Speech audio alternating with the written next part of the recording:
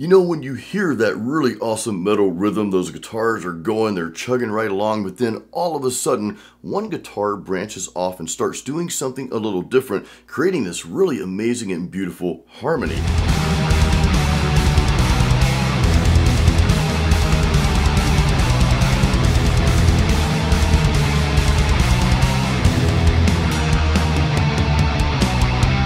I'm going to show you my one-step method on how to figure out what that harmony is so that you can create harmonizing guitars for your metal rhythms. I'm also going to take you through the recording process, a really simple recording process that I go through when I'm writing these guitar parts. We're going to start out with what I call the core riff, or you can call this your main riff. This is like the core of the song, and it can be anything. You can apply this concept to really any riff, but let's play it real quick.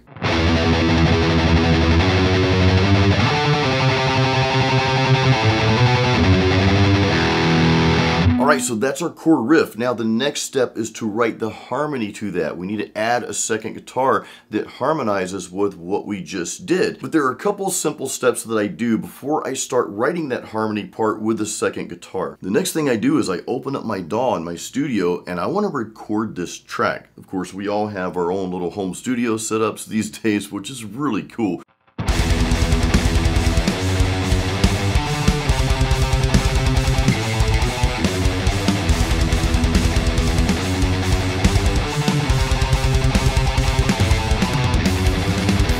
By the way, the drums that you just heard are the Krimh drums, the free edition, and this is from Bogren Digital. I'm about to press the button and get the full edition because I like these drums a lot. You guys have probably seen my recent videos on Bogren Digital's amp knob series, the Trivium amp knob and the BDH amp knob. I'll leave the links to those videos, the amp knob series, in the description of this video.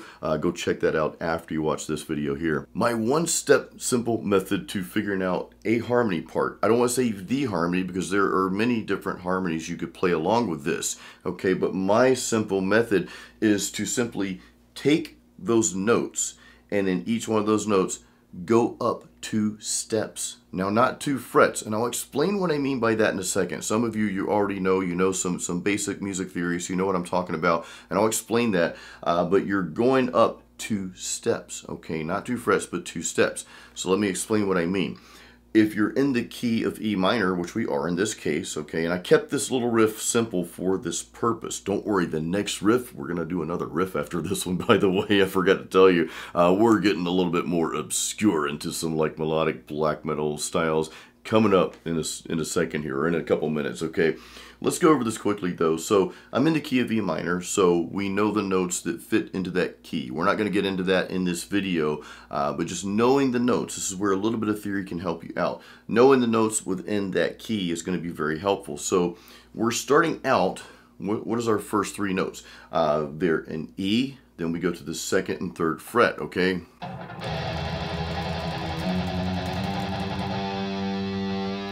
Okay, basically an E, F sharp, and a G, playing single notes here in the key of E minor. So what that means is 2 steps up, well, that second guitar is going to be playing this.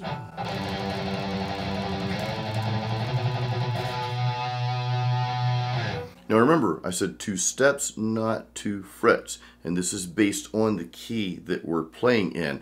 If you guys would like for me to make another video on that, please let me know. I've got a very easy way to explain this. So I'll make another video on that if you guys want. Just leave me a comment. But that's how we're figuring out what the harmony is, okay? So if I'm playing this,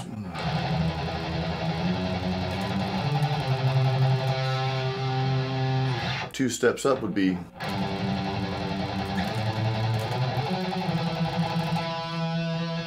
that was 2 steps up from that original riff.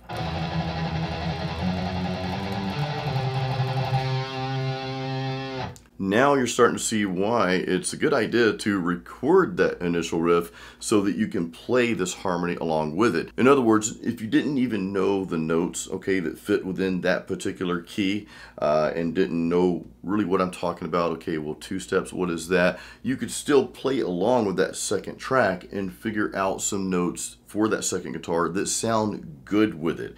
And that's actually what I encourage you to do. I'm not saying don't learn the theory side of things. You guys know I was never a big theory buff. I think you inadvertently learn a lot of this as you play guitar. I've been playing since 1989, so it kind of comes with the territory that you learn that. I do think it's good to know some of the basic stuff though, right? Having that track recorded and being able to just play along with it, even if you're not recording that second guitar yet, you're just letting that first guitar play back and you're just jamming along with it.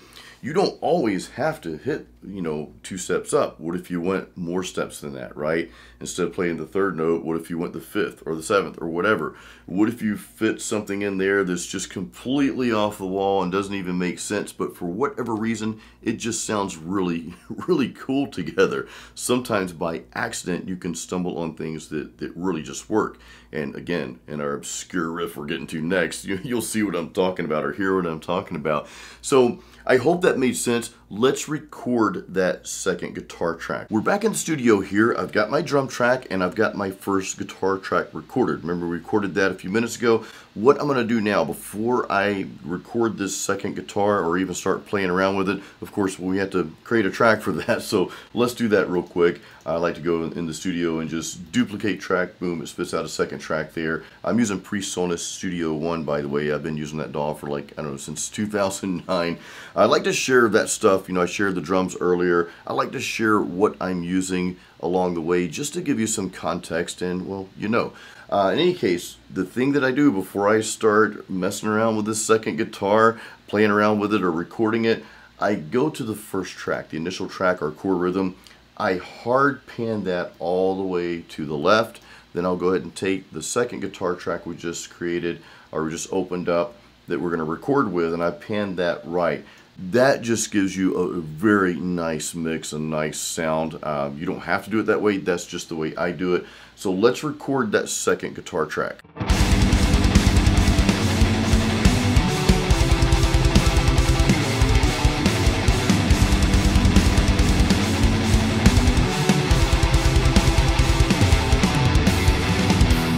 Now you can start expanding on your song. Now, a lot of times what I'll do is I'll just write out the first guitar track.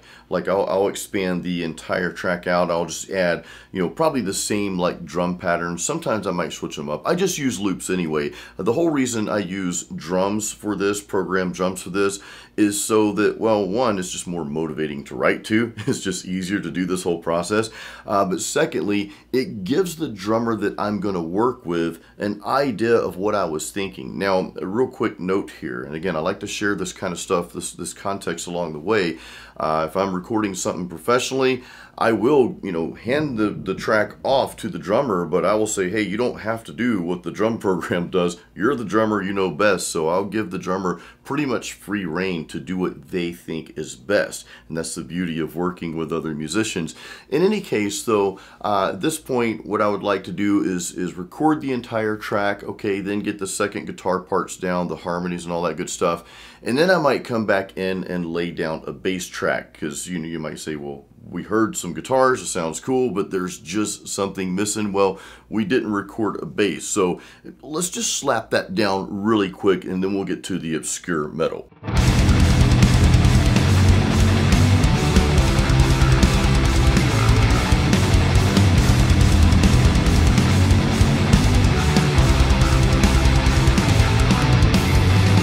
Alright, so no, I'm not a real bass player. Yes, I play bass with a pick, and the bass tone, by the way, is called Bass Knob, another Bogren digital product. And no, I'm not sponsored by them. Actually, at the time of this specific video, I don't have any affiliation with them at all. I just love their products. I do hope to work with them at some point, but even if I don't, I'm still going to use their stuff because it's just pretty cool stuff. In any case, I'm going to get to the obscure riff, but I'm going to let you hear it in the full mix. You've got the bass, both guitars, the harmonizing part as well, and the drums, and then we'll reverse engineer this.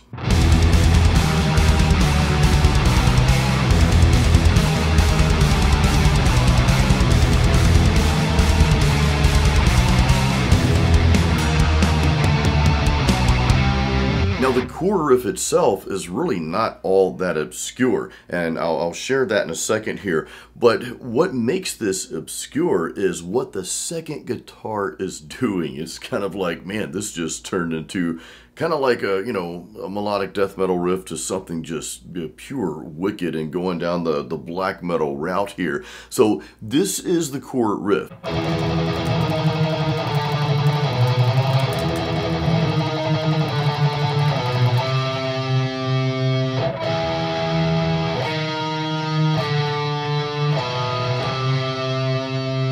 Again, I like to call those notes that they don't seemingly fit, but they do. I call them like off notes. I know there's a theory-based clinical term for those kinds of things, but it's just one of those things that kind of throws you in a little bit different direction. It does capture your ear when you throw in notes like that, but as a whole, it's really not that obscure. However, we come back and then we play this for the second guitar, and I'm just going to play it by itself, then I'll explain what I'm doing here.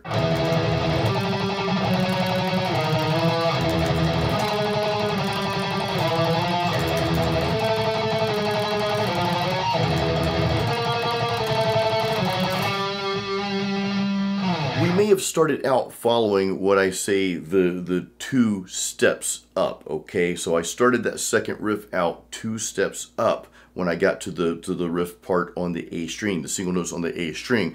I actually kept the E note, the open E, I kept that the same for both guitar tracks. And this is not one of those things, well, you have to do it this way in this circumstance or do it that way in that circumstance. It's just, I honestly, guys, I play by feel. I just listen and it's like, okay, well, this sounds cool to me. And I want to point this out real quick. What matters most, it's not what's best for that person or what that person over there thinks is right or wrong. It's only what's best for you. What sounds best for you, for your riff, for your song that you're writing. You guys hear this kind of stuff from me like a broken record on my channel here, but I think it's very important that you focus on creating and developing your own style and sound, because that's what matters most. In any case, so what we did is, yeah, we started out with the 2 whole steps from that initial riff, the core riff on the A string. However, after that, you notice, and what I just played for you, you notice I actually went up a fret, not a step. I went up a fret each time and just played the same configuration, and it just somehow fit. Now that doesn't always work, or I guess always work could be subjective. Again, it goes back to what sounds best for you. However, it is a good indication that you might want to play around with different things as you're recording that second guitar track. Okay, well, Jason said the easy way is to count 2 steps up, or AKA play the 3rd note of that scale, right? Of that, you know, scale depending on what key that you're in.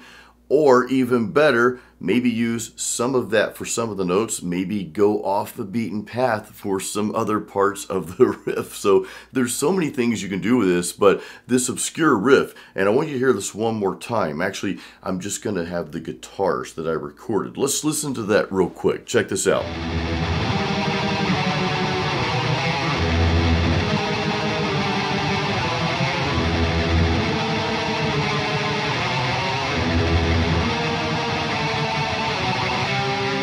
The core riff, which I, again, hard panned all the way to the left, okay, that's doing one thing throughout the entire riff. That section is doing the same thing over and over, I think 4 times. However, that second guitar track, well, it's doing the harmony, but that harmony is different every time. So there are actually 4 different harmonies for that. And again, I just moved up 1 fret at a time. So it's just something I was experimenting with because I knew the core riff, although not like over the top obscure, right? But it did have that wicked little twist to it. Well, what if I did something just completely different that maybe I've never done before with that second harmonizing track? And that's what we ended up with. So I thought that was really cool. And just a quick breakdown exactly what that is. Okay, so the A string, I'm on frets 6, 5, then 2, 3.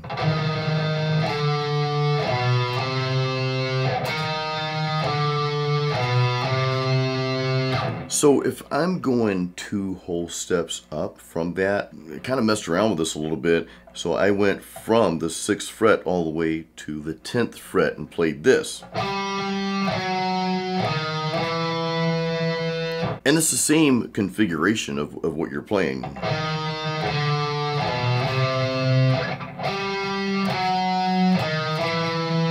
So this is my harmony. And you could continue playing that throughout the rest of the riff and it would sound cool, but I just decided to do something different. So all I did, and I wanted to show you this close-up real quick, all I did was just started a fret higher, right? I didn't worry about the steps or anything. I was like, let me see what it sounds like if we just move it up 1 fret higher each time. So we go from this, second time around to this, third time to this, and the final time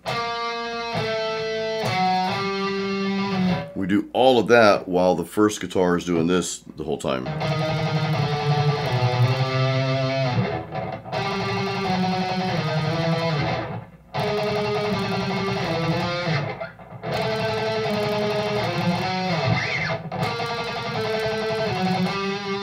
Now we only demonstrated this harmonization with guitar rhythms and single note riffs with tremolo picking. I just think that it sounds really good with tremolo picking. It just gives that riff a new life. So we're kind of hanging out in the melodic death metal meets black metal realm here, but of course you can do this with single note riffs and it sounds really cool, with rock riffs, with really whatever genre. You can use this concept with guitar solos as well. In fact, if you go back and listen to some of the songs in Apocalyptic Dreams, my very first album that I released in 2013, and the 2019 release, my album called Masterpiece, there are several guitar solos that have harmonies to them, and I didn't use any effects to do that. I actually recorded the lead and then I recorded a second lead just like we did in this video. So quick recap before we end here, guys. So first of all, capture your riff, record that. If you've got that riff, go ahead and open up your DAW, get in your studio, open up your DAW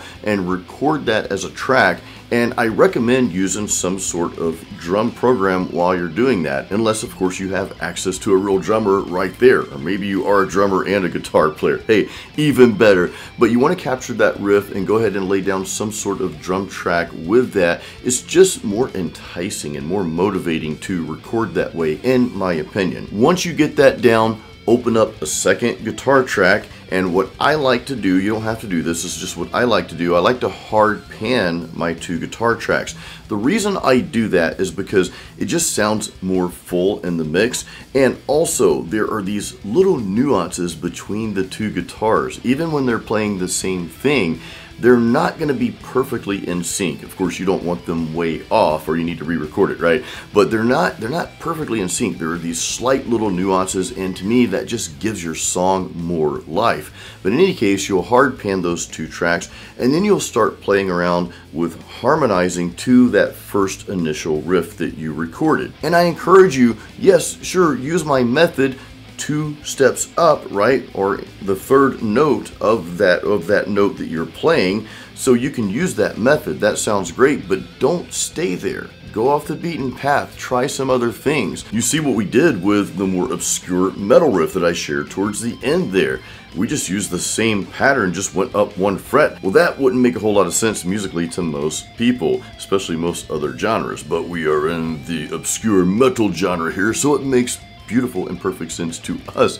But I just encourage you to play around with it. You know, get that first track down, get the drums down, and then start messing around with that second guitar track. Now, another thing I want to mention is that you don't have to harmonize every single note, okay? What I think sounds cool is when the guitars are doing the same thing. Maybe there's this cool tremolo picking pattern that the guitars are doing, and then halfway through that second guitar branches off and starts doing the harmonies, right? That sounds really cool. So you don't have the same thing all the way through, and it just, I don't know, it's just more captivating in my opinion. So guys, I hope this video helps you. Appreciate you leaving me any comments if you have questions, if you'd love more videos like this. These are kind of based on concepts.